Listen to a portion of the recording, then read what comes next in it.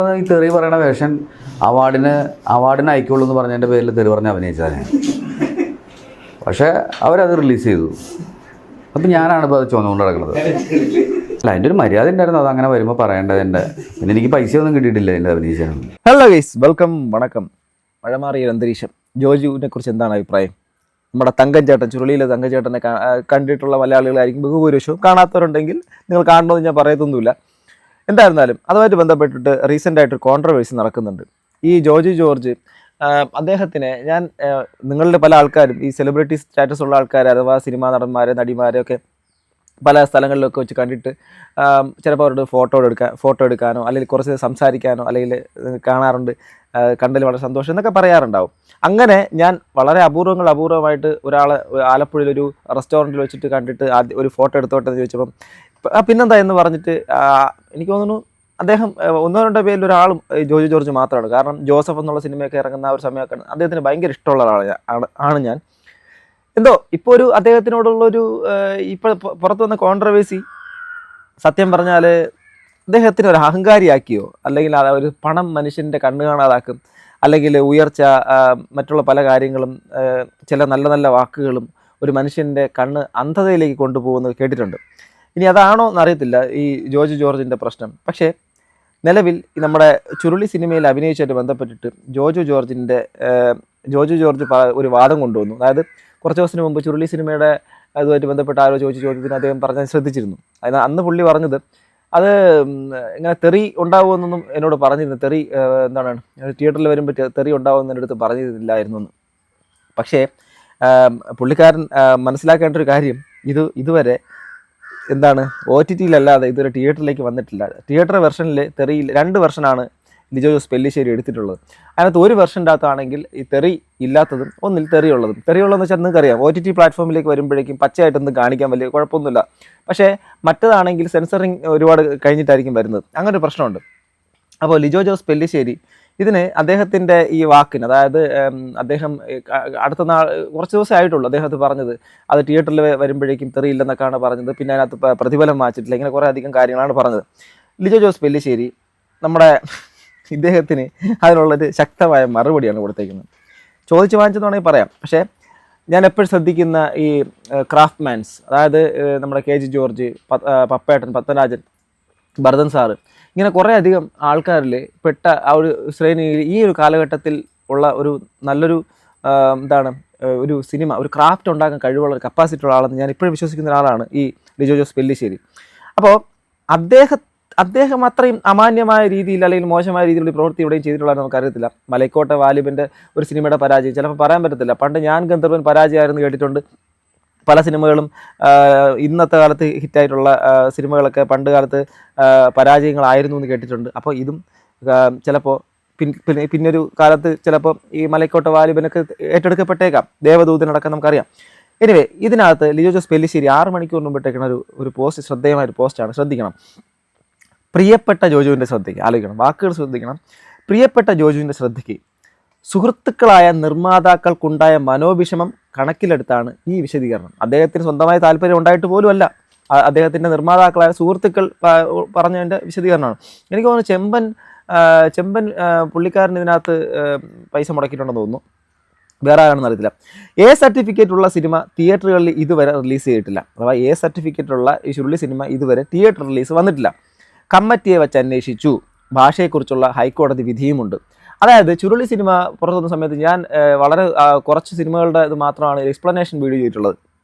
ഞാൻ ചുരുളിയുടെ എക്സ്പ്ലനേഷൻ ചെയ്തിട്ടുണ്ടായിരുന്നു. അത് എന്തൊക്കെയാണ് ഉദ്ദേശിക്കുന്നത്, അത് എൻ്റെ ഒരു വിഷനിൽ വന്നിട്ടുള്ള സംഭവമുണ്ട്. വേണമെങ്കിൽ ഞാനത് കമൻറ്റ് ബോക്സിൽ കൊടുത്തേക്കാം, നിങ്ങൾ വേണമെങ്കിൽ കണ്ടുനോക്ക്. അന്ന് ഞാനതിനെക്കുറിച്ച് വിശദീകരിച്ചിട്ടുണ്ടായിരുന്നു. പക്ഷേ എനിക്ക് ആ സിനിമ ഭയങ്കരമായിട്ട് റിലേറ്റ് ചെയ്യാൻ പറ്റി, ഇഷ്ടപ്പെട്ടു. അല്ല, തെറിക്കപ്പുറം അതിനകത്തൊരു മനുഷ്യന്മാരുടെ ഉള്ളിൻ്റെ അകത്തുള്ള ചില അപകടകരമായിട്ടുള്ള സ്വഭാവവും വന്യമായ സ്വഭാവവും അതോടൊപ്പം തന്നെ നോർമലായിട്ടുള്ള ബിഹേവിയർ, പബ്ലിക്കിൻ്റെ മുമ്പിൽ ഇങ്ങനെ അങ്ങനെ ഒരു ഡ്യുവൽ മൾട്ടിപ്പിൾ ക്യാരക്ടേഴ്സിനെ കുറിച്ചൊക്കെ ഒന്ന് പറയുന്ന ഒരു സിനിമയായിട്ടാണ് എനിക്ക് തോന്നിയിട്ടുള്ളത്. ഓക്കെ, കോടതി വിധിയുണ്ട്. സിനിമാ ചിത്രീകരണ വേളയിൽ ഞങ്ങളാരും ജോജുവിനെ തെറ്റിദ്ധരിപ്പിച്ചതായി ഓർമ്മയില്ല. ഈ ഭാഷയെക്കുറിച്ചൊക്കെ നല്ല ധാരണയുള്ള ആളാണ് തങ്കൻ ചേട്ടൻ. അതായത് ഇൻഡയറക്റ്റ്ലി ജോജുവിനിട്ടൊരു കൊട്ട് കൊടുത്താണ്.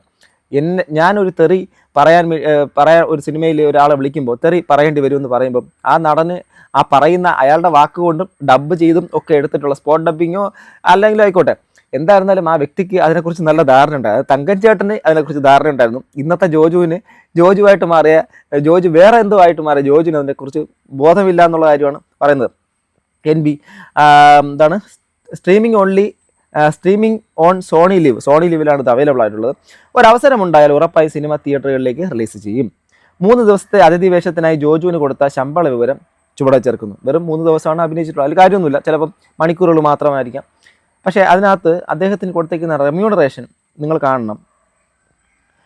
5,40,000 രൂപ 3 ദിവസം അഭിനയിച്ചിട്ടുള്ളതിന് പുള്ളിക്കാരന് കൊടുത്തിട്ടുള്ള NEFT. അതിൻ്റെ ഇത് ഒരിക്കലും കള്ളത്തരാവാൻ ഒരിക്കലും വഴിയില്ല. ഓക്കെ, 20/12/2019, അതായത് 3 ദിവസമാണ് അഭിനയിച്ചിരിക്കുന്നത്. അതിന് പുള്ളിക്കാരൻ 5,40,000 രൂപ റെമ്യൂണറേഷനും ആ ഒരു സിനിമ ഇതുവരെ OTTയിൽ മാത്രമേ വന്നിട്ടുള്ളൂ, സിനിമ തിയേറ്ററിൽ ഇറങ്ങിയിട്ടില്ല. അവാർഡിനും മറ്റുമായിട്ടാണ് ആ സിനിമ വന്നിട്ടുണ്ടായിരുന്നത്. ആ സിനിമയ്ക്ക് റെമ്യൂണറേഷൻ കൊടുത്തിട്ടുണ്ട്. അത് പോരാഞ്ഞിട്ട്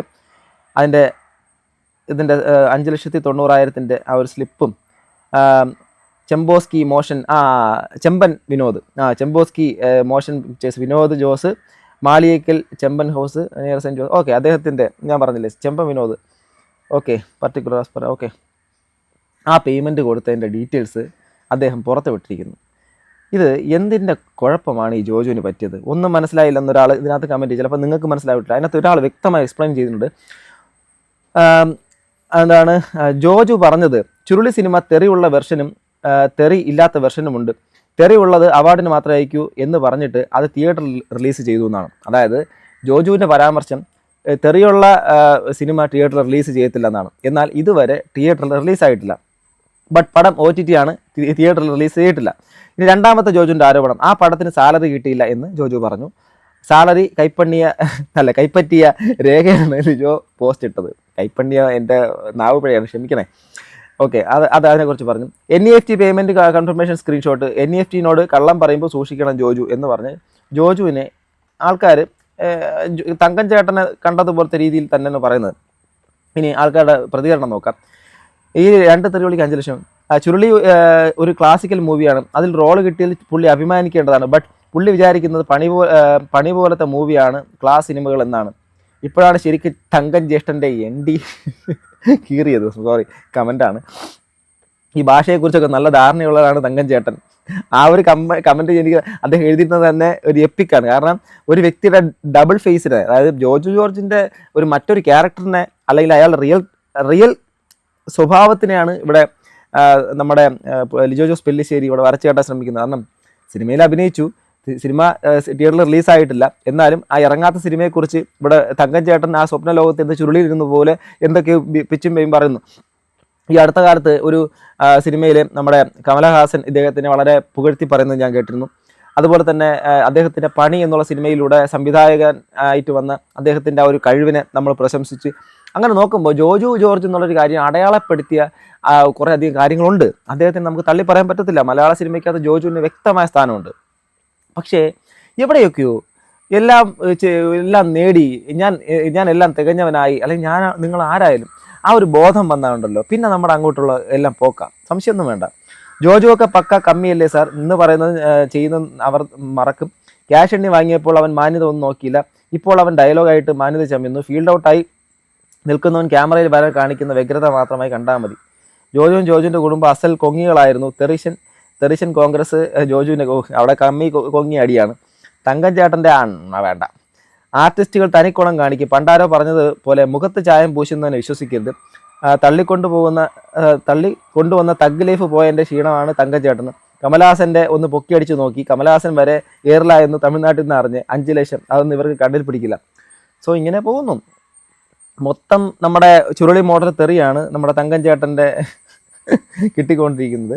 എന്തായാലും ലിജോ ജോസ് പെല്ലിശ്ശേരി അത്യാവശ്യം നല്ല രീതിയിൽ തന്നെ അണ്ണനിട്ട് ചെറിയ രീതിയിൽ ഒരു താങ്ങ് കൊടുത്തിട്ടുണ്ട്. അതാണ് തങ്കൻ ചേട്ടൻ ഇതിനെക്കുറിച്ചൊക്കെ നല്ല ധാരണയുണ്ടെന്ന് പറഞ്ഞത്.